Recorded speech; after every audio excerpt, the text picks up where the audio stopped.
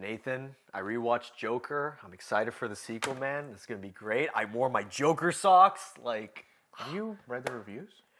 of Joker 2? Yeah. No. I'm sure it's just as good as the first one. I mean, 32%. wait, whoa, 32? Oh, What the fuck? 28%. What do you mean? It just changed? The stock is plummeting. No, I invested in this film. Oh fuck, We gotta get to the theater quick.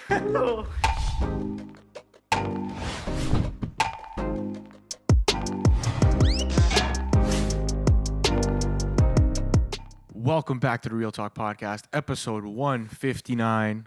I'm your host, Nathan, and I'm joined by the man himself, Matthew Neves, to my left. Thank you. And today, we are going to be reviewing Joker, Folie, or Joker 2. Yeah, Joker 2. Joker 2. Wow. I remember hearing the news about a sequel to this film Yeah. and rebuking it. I did not want to see a sequel to Joker. Mm-hmm. I didn't really know how they could do it. I thought it was such a great standalone film. Yep. And I was really worried that they were just going to do the same thing for a cash grab. Right. I felt the same way too when it was announced. It seemed very odd that Joaquin Phoenix and Todd Phillips would be like, "Yep, we're making a sequel." Yeah. I was like, but the first Joker, I think we both enjoyed the first Joker, right? 100%. Really liked it. Felt like a self-contained story. There's nothing else you can really do with this movie. I actually agree, yeah. Perfect. There's nothing. Don't make a franchise out of this fucking movie. So when we heard about the sequel announcement, we were both like, ugh. Yeah. Then we saw the trailer. Yeah. And I think we both really enjoyed it. We were curious what they were going to do with it. Cinematography was beautiful. Yep. They bring in Lady Gaga's Harley Quinn, which Mm-hmm. I think in this universe, this iteration of Joker makes perfect fucking sense. I agree. Yeah. You start hearing that it's gonna have some musical elements to it. Mm-hmm. I'm like, okay, let's see where that goes. Yeah. But And- again, we didn't know what the story was going to be. It seemed like a lot of the action parts were in the trailer, and we're like, oh, is this just going to be doubled down? It looked like they were going for a double down, right? Yeah, and I'm like, are they just gonna be like? Because that's the thing with a lot of movie sequels nowadays is like, I don't know. A good example of a comic book one is Aquaman 2. They doubled down on the CGI for that. No. I'm gonna compare it to another superhero. That feels very evident. Hell, even a more recent example, Deadpool and Wolverine was just cameo filled and action oriented. It's like That's all in. that's all in type of thing. And I'm like, is Joker 2 just going to be like those movies in terms of the storytelling? Not the cinematography. I feel like it would, regardless of what you say, the trailer already showed, it was evident, it's better looking than any superhero film. That has come out. 100%.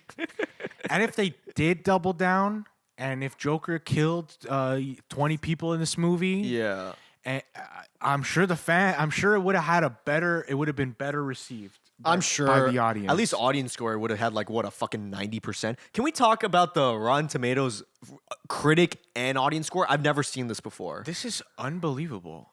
33% critic score, 33% audience score for this film. Like both unanimously agree that this is a bad movie, and I'm like, I can't what? believe it. It's. I was just saying to you, it's 100% the first time that we're watching a movie that was so poorly received critically, and both of us are coming on this podcast to tell you, watch this movie. It's good. Yeah. Watch it. Okay, here's the thing. We got to, say something about Joker and how people interpret the first movie. Yeah.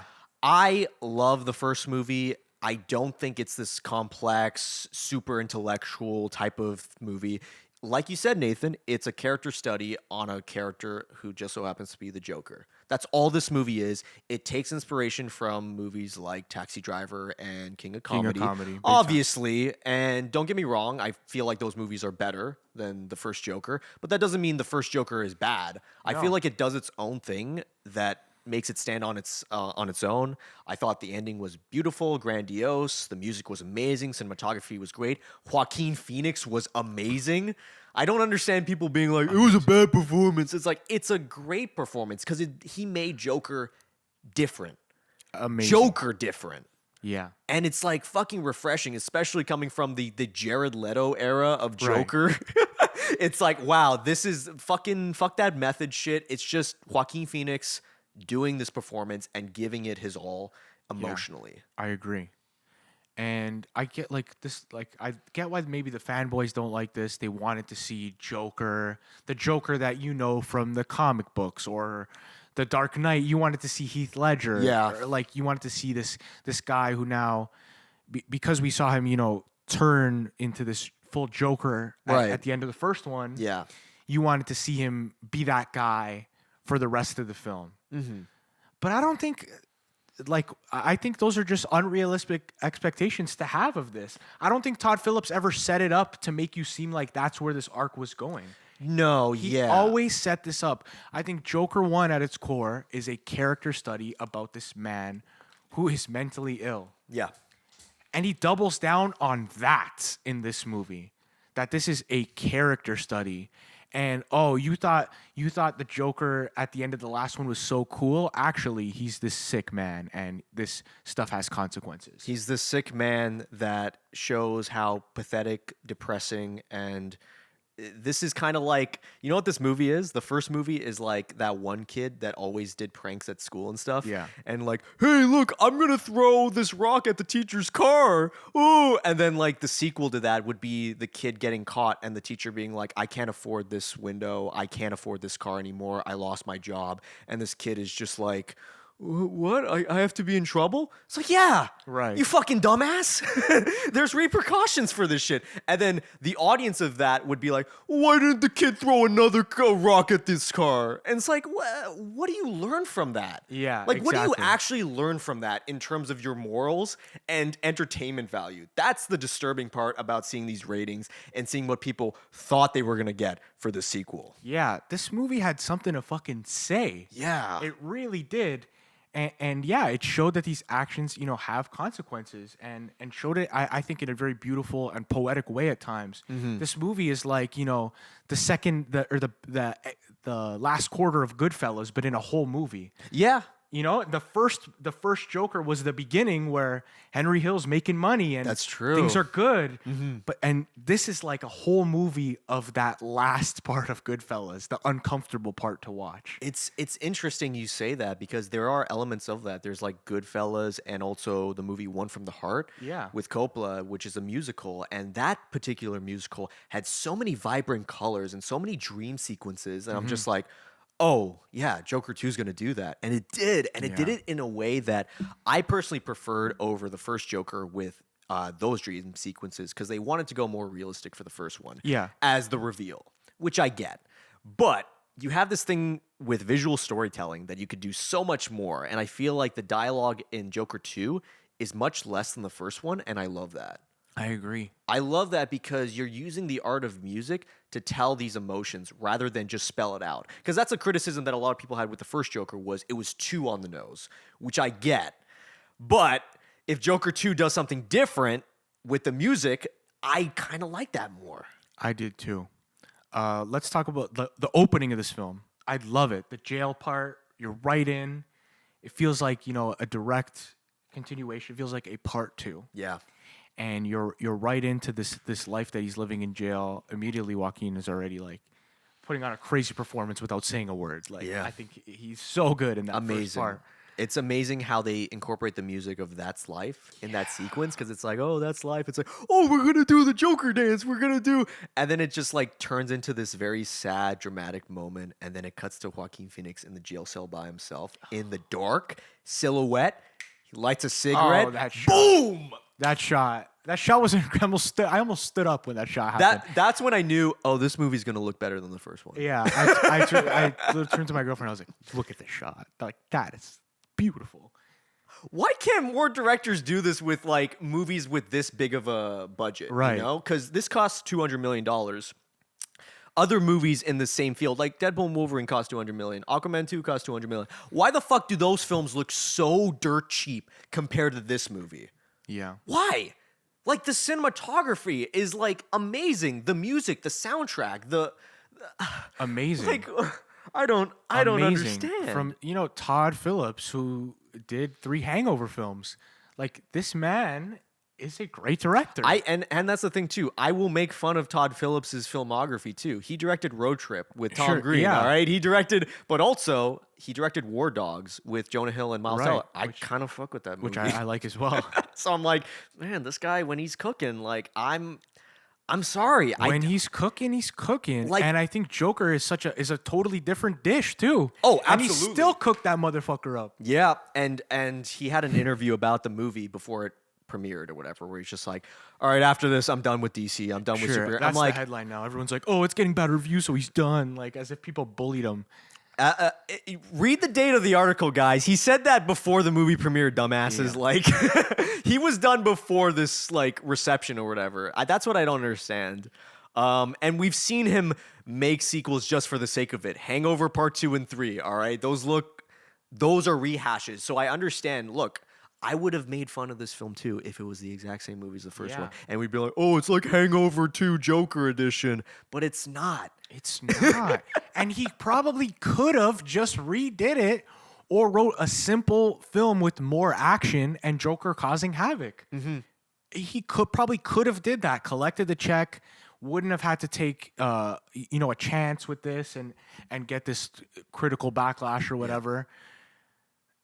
He didn't. He did something different. That's literally what Hangover Part 2 was. He just did the same shit. And you know what happened about Hangover Part 2? It made more money than the first one. It was a hit. It made more money than the It first was one. a hit, and I like it too.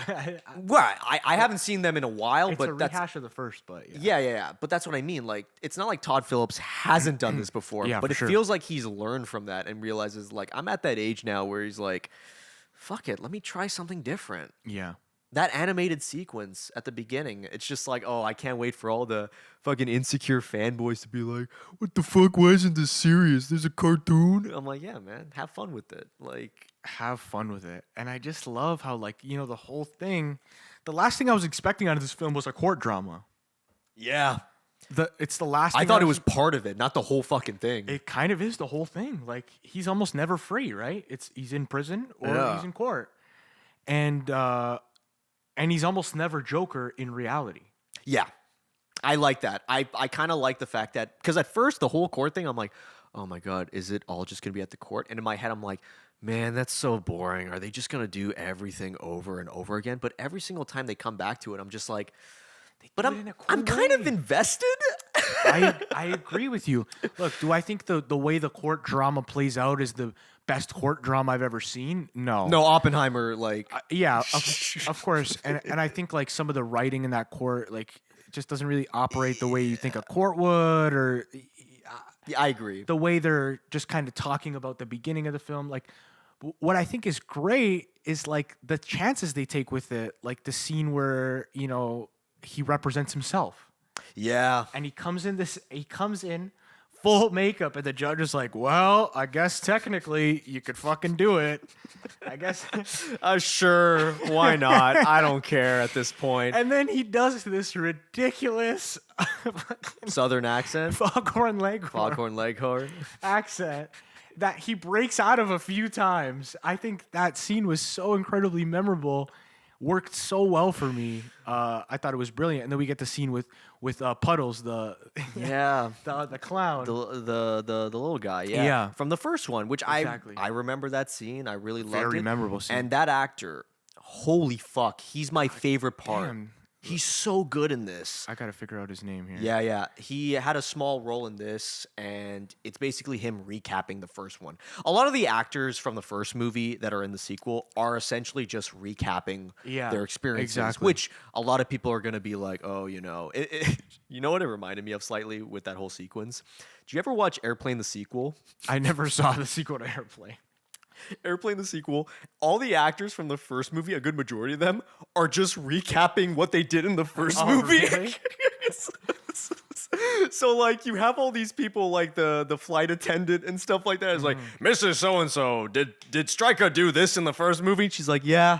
Okay, no further questions. I'm like, oh my God, that's terrible. Right. But this is obviously a different tone, and in my opinion, it fucking worked. Yeah. So the actor's name is Leigh Gill. He plays Gary Puddles. Hell and yeah.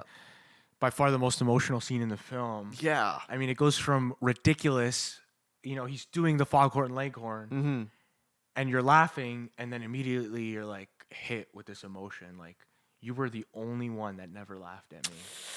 And you know what's crazy about that scene? It's kind of like a representation of Arthur being like, I'm the one who doesn't understand. I'm mentally ill and stuff. And then you see Puddles like, bro, I'm actually that, man. Yeah. Like, I can't. It was checking his ego, right? That's why he was like deflecting. You Yeah. saw Joaquin Phoenix like deflecting that whole scene. And he's just like, all right, I'm done.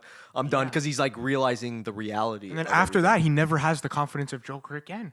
And I thought it was fucking beautiful. And everyone's like, oh, he ruined the character that he built so well in the first one.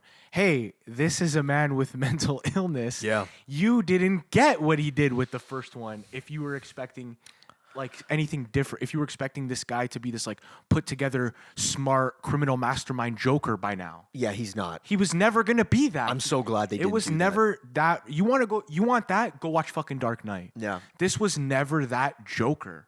Yeah, exactly, because it didn't. That to me is not interesting. I'm fucking tired Yeah. of this comic book fan mentality of being like, well, the comics say Joker did this. The comics say Harley Quinn did this. My main issue about this film is I feel like the studio was like, all right, this is a DC comic movie. I'm like, and Todd Phillips was like, yeah, okay, I added Harley. I think Harley's a good part. He's like, no. You got to add another DC character. It's like, well, I'm not adding Bruce fucking Wayne in this. It's like, no. You're in the court. How about Harvey Dent? I'm like, fucking, I don't give a shit. I like, man. yeah, they did some They small had to, fan service. They had to do that burning face thing at the end, and I'm just like, I don't give a shit, because the worst part about that is fans are gonna look at that, and that's all they're gonna say. It's like, oh my god, Harvey Dent. Yeah. They did a terrible representation of Harvey Dent and stuff, and now they're comparing it to like 80 years worth of comic books. Yeah. That's not what this movie is. I think in guys. reality it was just like a little Easter egg. They didn't harp on the fan service in this film at all. There's like really subtle moments of it. Yeah. But like you said, I think the fans take it as like, oh, it's a bad representation because they didn't harp on it. I think the better choice should have been no Harvey Dent, more Harley Quinn, build on that relationship a little bit more, and I feel like I would have loved this film even more than the first one. Yeah. In my opinion. I still love this film. I still think that there's some great moments. I think there's elements of this film that are better than the first one, but overall, I'd put it on par with the first one. The musical sequences, did they work for you? How do you feel about them? A lot of people, I see a big criticism is like, if you're going to go for a musical, go for it. Don't do this half-assed, half singing or whatever. Yeah. Or the performances are not memorable. I completely disagree. Yeah. Here's what I'll say. As someone who doesn't really like musicals, my favorite musicals are like Blues Brothers and Little Shop of Horrors. Sure. Those are the type of musicals. I'm not Yeah. into like super theater. I love them here Me too. because they were so raw. Yeah. They didn't sound fake. They didn't sound like what was it, the live action Beauty and the Beast with like Emma Stone singing. I'm like, that's auto tune. Right. And you could have had Lady Gaga get in the booth and record this. Obviously, she's a great singer. Joaquin Phoenix, like he's got the voice cracks and stuff. Fucking goes for it. I love that. And you could have had a Lady Gaga number where she sings a beautiful song and they could have made a big thing about it, but that's just not the point of this movie. No. I think the point of this movie was to show these real flawed people, and even those performances reflect it. Yeah. I thought the performances work really well, like as a metaphor for his mental state and Yeah. who he thinks he is in his head, and where he wants to be in certain moments, and how he disassociates. Yeah.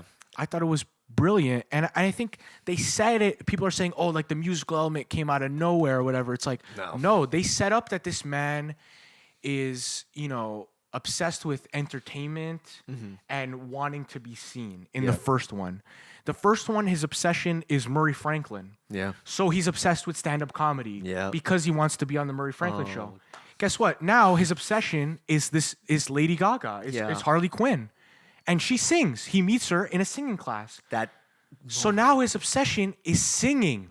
It makes perfect sense. And people are acting like this was a poorly written add-in musicals for just because you have Lady Gaga. That was not this. This was thought out, and they laid the foundation for this. It's amazing. That's the perfect interpretation of that, because that's all Arthur was. It's this mentally ill man that doesn't know what he wants to do in life. Yes. So he looked at stand-up because it's like, I love Murray Franklin, but fuck Murray Franklin. He didn't respect me. So then he goes to Harley Quinn, and it's not as intense as Murray Franklin. He is more innocent, because of love. Harley Quinn in this movie is a representation of like this fake angel that he sees in his life, and he's just like, "Oh, she will redeem me. I will have my redemption. This is a great moment." That sequence with him and Harley in the jail cell before he leaves, oh my god, it was the most uncomfortable, depressing, sad look of any comic book character I've ever seen. I completely agree with you. Like, you might as well just put Joker in a fucking diaper at that point. Like, and that's the thing. I loved when that moment happened because it showed how vulnerable, how he doesn't know. He doesn't know. Yeah. And Harley Quinn is in this movie is just kind of manipulating him because she's kind of representing from the movie's perspective narrative. Like those people who are obsessed with those serial killers. Like, oh, I love Ted Bundy. Or, oh, I love the Menendez brothers. Didn't they make a fucking show out of that already? Yeah. Like, that's what I mean. Like, they pump this shit out so much. And this is the first time in a movie that I've seen recently that I'm like, oh, this is actually makes sense. Yeah. She's so obsessed and she's making all this shit up. Like, we're going to go to this mountain and we're going to build a house and stuff. And I'm like, is she like that insane? Yeah. And then at the very end of the film, you realize, oh my God, she was just like, nah, I don't want to date you anymore. Bye. It's just like, yeah, she was just like addicted. Like, she liked the feeling of obsession and then she's over it. Yeah. And it's like all for nothing. And the reaction of that reveal from Arthur is not as aggressive as Murray Franklin because he lost that anger now. Yeah, that's when, right. When you lose the anger and when you lose the motivation and when you lose the purpose, what the fuck do you have? Yeah. This guy had nothing. It's devastating. It's devastating. I've never seen, and that's the thing, I'm referring to comic book because everyone's putting the standard of comic book in it. This is the first time I've seen a character this low. This low. Exactly. And isn't it beautiful that we get one of the most, an interpretation of one of the most famous villains of any comic book? Like this, completely different, something we've never got. Seeing the incredibly vulnerable side of a character that's historically this mastermind villain. Yeah. It's beautiful that it exists. It's not your Joker from the comic books. Yeah. But it's a different take on it. It needs to be. It needs to be because of the fact that we've seen this interpretation done so many times. Fucking Jack Nicholson, Heath Ledger, like all these actors. And we'll see it again. Yeah. They tease it in Batman too. I don't know if that's going to be the main villain or not. Oh yeah, with Barry Keoghan. Holy fuck, you're right. We're going to see more Jokers. Oh, so your Joker is coming if you didn't like this one, but just accept this for what it is, a different take on it. My favorite, I like how you mentioned that with different Jokers and stuff like that, because this movie kind of explains that too at the very end. Spoilers, by the way. I think we said spoilers before. I don't give a fucking shit, man. We're talking about this. So yeah, Arthur Fleck dies at the end. Yeah. And the way he dies is from this character that they briefly show in various moments of the film. And you think to yourself, I thought it was going to be like another DC character. I'm like, oh God, please no.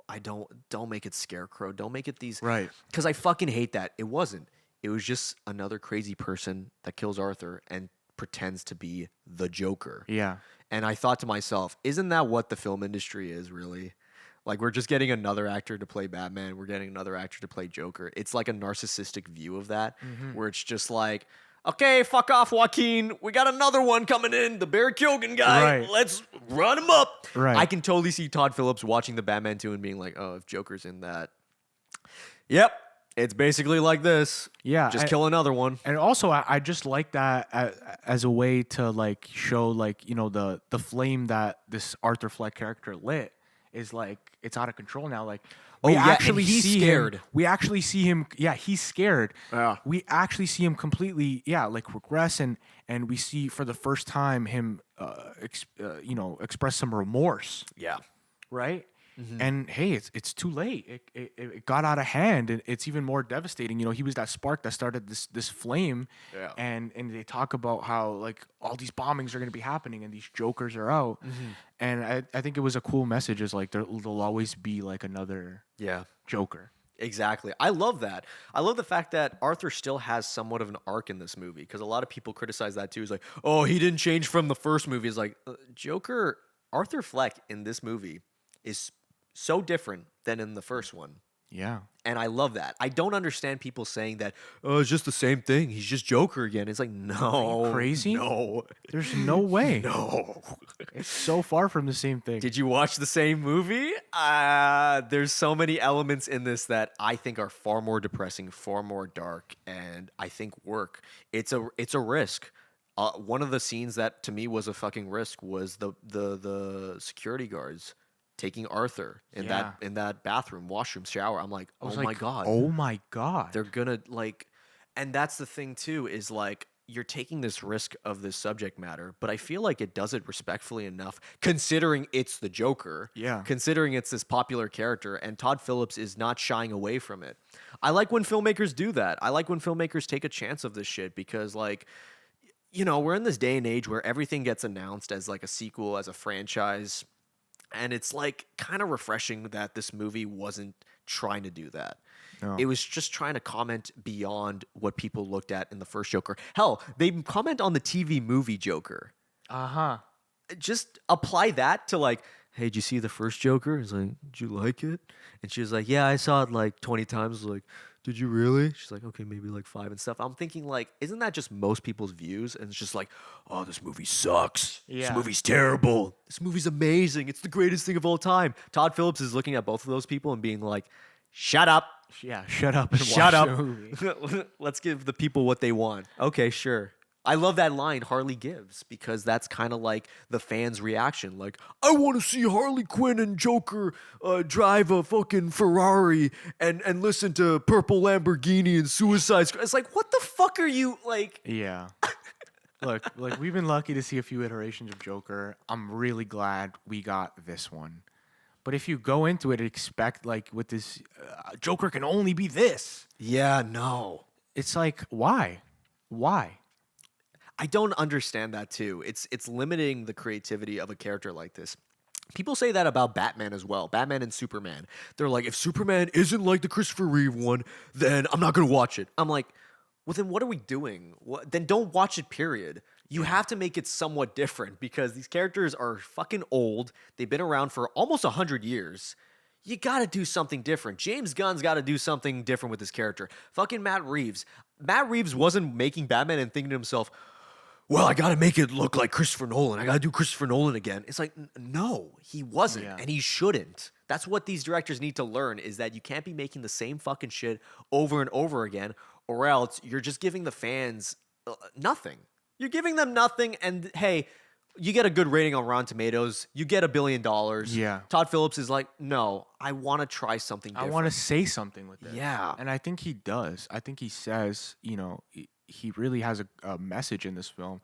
I think, you know, I really love the message of just like about idolizing people and like the reality of like who Arthur is. He's not like this guy leading the charge, leading the rebellion. Mm-hmm. He's a sick man, not a rebel leader. And you know, people like the media and society took it and ran with it into something that it wasn't. Obviously, that's a metaphor for a ton of things that we've seen in real life. Absolutely. Though I love the shots where it shows the camera, the old camera, and Arthur's face in there. Yeah. And then it like pans to him. So good. The use of television, the use of media in this film works so well. And it does it in a way that reminds me of all these true crime docs that are so disposable. There's so many of them, and people get overly obsessed with it. That's the thing, too. It's commenting on those people as well. Yeah, it is. Because people are like, oh, I'm like the Joker. I'm like this. I'm like that. It's the incel community. And Todd Phillips is like, you guys are pathetic. Yeah. You guys are so fucking pathetic. You cannot do this. That's what I fucking love. He made a movie roasting the fans of the first one that liked it for the wrong reasons. Exactly. And I love that because, like, if you make another sequel to Joker, imagine if he doubled down on the action and stuff. What is he teaching? Not teaching, but what is he telling the audience? Right. That it's okay to do these things? Exactly. That's messed up. And that's not what this movie is trying to say. This movie is going into territories that are far more mature, far more dark. I don't think this is the most complex character study of all time. I don't think it's the most clever, but it's a character study that I was invested in. Big time. I was so invested, entertained by the musical numbers, the dream sequences. I love these dream sequences Fantastic. with him and Harley, and it's just like his imagination of like, we're gonna get married. Oh, we're gonna dance. Look, it's Hotel Arkham and stuff, and it's like all in his head. He's beating up the judge. He's like Brilliant scene. I think the cinematography in this movie is better than the first. I agree. Throughout the whole thing, multiple times, I'm like, that's a fucking great shot. Yeah. That's a great shot. That's a great shot. I mean, like they gave more money to this film, rightfully and so. doesn't it like feel 80s, this film? Like, yeah, man. it captured the time so well, as I think, as well, right? Oh my god, I totally forgot the scene with Harley Quinn watching him on the TV and he's singing. Oh, brilliant, too. And then she just smashes it and then grabs it.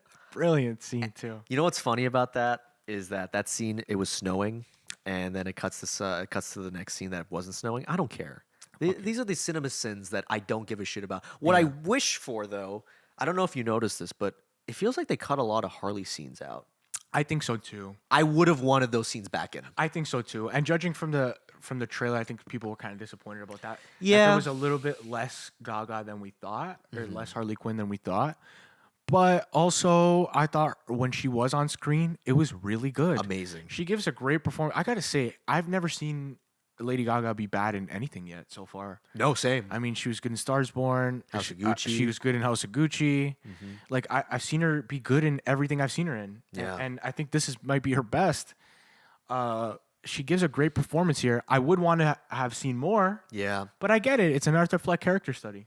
I wondered if they were trying to like fool the audience though, because you ever see those set photos with Harley Quinn? There's a shot in the trailer. It's the elevator shot with Harley. Right. Different makeup. Wait, she doesn't even have makeup in the final cut, but she does in the trailer. That's interesting. And I'm thinking, was Todd Phillips like, all right, we're using this footage for the trailer to fuck with the audience because they're probably gonna think, oh yeah, Harley Quinn and Joker, they're gonna down. They're gonna sing Yeah. in the stairs and stuff like that, and then they cut to the scene in the movie with the stairs, and it's like the most depressing thing ever. She's like, she's just like there, and True, Arthur's it's a complete flip of the excitement of that first one. was Todd Phillips like trying to fuck with the audience? And if so, I think he did a better job than like Rian Johnson with The Last Jedi. Yeah. I think this is my version of like because I'm more invested in these characters. That's the thing. You have to be invested. If you're not, then the whole fucking with the audience doesn't mean anything. Yeah. To me, this meant something. I know a lot of people don't like the musical numbers. I know a lot of people don't like how slow paced it was because this is more slow paced than the first one. Yeah. And also there's not like a whole lot happening from like a action perspective. Like I said, he's in jail the whole movie or he's in court. He doesn't kill anyone. He kills 0 people. Yeah. That is such a fucking accomplishment. Yeah, man. To make a Joker movie where in the first one he kills 5. Yeah. And then you're like, you know what? The sequel, he's going to kill nobody. I love that. He's actually going to regret his actions. Because everyone in the audience is like, when's the action going to happen? When's this? You know what the funniest thing was? I was in the theater sitting next to this older guy. And he's like, every time there's a musical number, he's either groaning or like lip syncing to the movie. And I'm just like, that's the funniest shit ever. But the part where the court explodes, he says, finally. Oh my God. And I'm like, what do you mean by that? Were you expecting this to be like Fast and Furious, dude? Like Vin Diesel shows up? Didn't like the part where the card explodes. I thought that was a bit of a gripe for me. Like I thought, didn't you think that was kind of like abrupt? Like I thought in terms of surprising the audience, it worked. Okay. Because here's the thing, your expectation at that point, Yeah. because that's like almost at the end of the fucking movie. Yeah, that's so I'm true. thinking, all right, Arthur's guilty. He's probably gonna be like death sentence, and we're gonna see that, right? that's exactly what I thought the ending was going to be right up until it. And then the explosion happens, and I'm like, oh my God. You know what I was really wondering about was the part with Harley when Arthur's on the phone singing. She's got the gun. I'm like, are they going to do it off screen? And I was like, that would have been very bold, but I'm Right. glad that they didn't do that No, because I because- feel like the farewell scene works way Was better. excellent. Because imagine like the scene with the explosion and then they hear on the radio, it's like, the radio announcement, there's a few bombs and stuff like that. And I thought the scene would add on, Harley Quinn did this and she killed herself and stuff. Right. I thought I'm glad they didn't. Is it out of nowhere? Yes. But I think it works in terms of surprising the audience of being like, oh, fuck, I did not expect that. Yeah. And I'm glad that it happened because now it's like, well, what are they going to do next? Mm-hmm. What's Arthur going to do next? And what they do after that is like, it's kind of like purgatory for him. At that point, he's like, what do I do now? He's just like walking in Gotham. He's like, I don't know. Do we do something? He's like, he's free, but he's like not free. Like, he's like, yeah. He's waiting for the movie to end essentially. 'Cause Yeah. he's like, and even at the part where it's like, Arthur, you have somebody that wants to talk to you. You know what I love about that scene? You never know who it is. Is it Harley? Is it another Joker clone? Is it some random person? Right. That is amazing. And we never know because he dies before seeing it. It could have been anyone.